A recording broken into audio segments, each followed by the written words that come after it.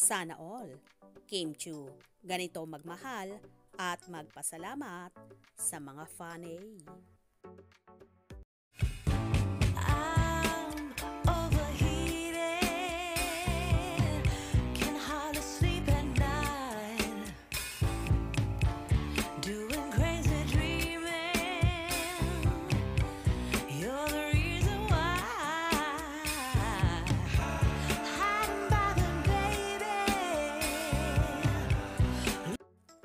Nagpasalamat nga ang Queen of the Dance Floor na si Kim Chu sa kanyang mga tagahanga.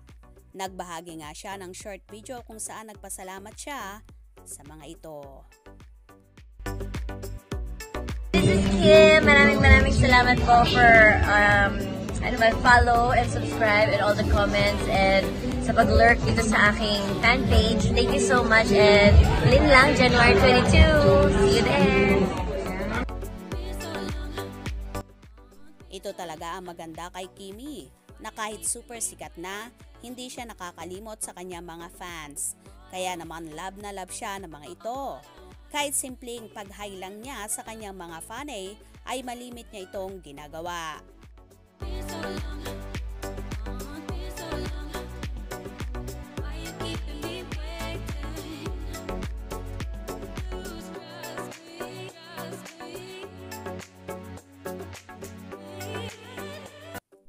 Hindi rin isnab ang dalaga sa mga ito na ikinatutuwa ng lahat. Kinakikitaan mo talaga ang dalaga na may busilak na puso at mababang loob. Hindi siya kagaya ng ibang artista na sumikat lang, super arte na at deadma na sa mga fans.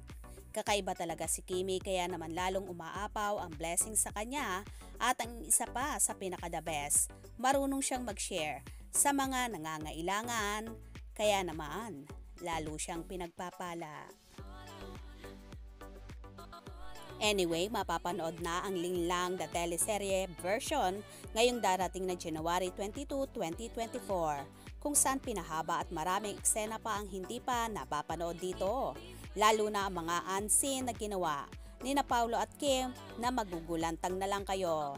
Super happy naman si Chinita Princess na mas marami na makakapanood ng Linlang dahil ito'y nasa free TV na ipapalabas sa iba't ibang platform ng ABS-CBN.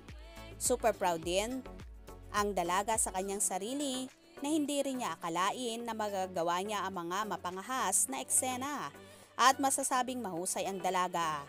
Nakipagsabayan din talaga siya sa magagaling na mga artista kagaya na lang ni na Paulo Abilino, J.M. De Guzman, Diamond Star Maricel Soriano at marami pang iba.